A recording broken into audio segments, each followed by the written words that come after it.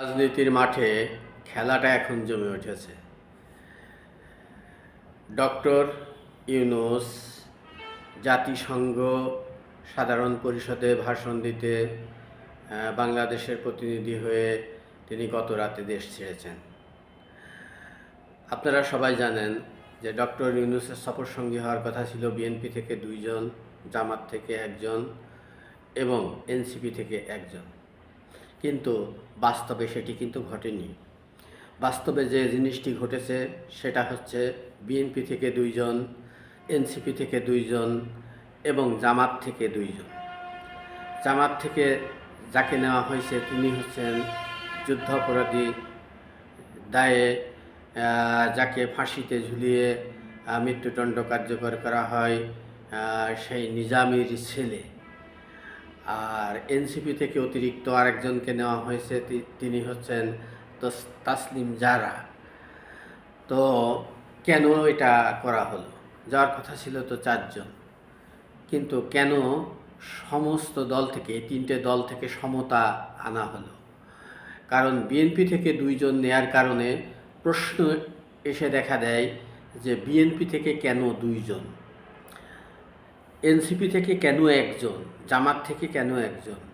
তাহলে কি সরকারের কাছে বিএনপির গুরুত্ব বেশি?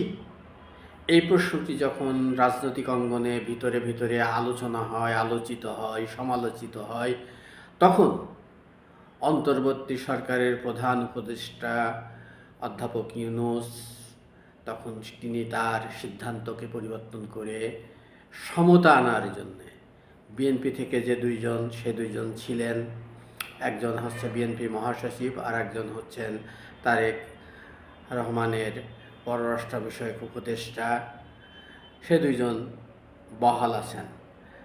পাশাপাশি এনসিপি থেকে তাসলিম জারাকে নেওয়া হলো, কারণ তাসলিম জারার যুক্তরাষ্ট্রের ভিসা রেডি ছিল। আর জামাত থেকে নিজামীর ছেলেকে নেওয়া হলো, কারণ তারও যুক্তরাষ্ট্রের ভিসা ছিল।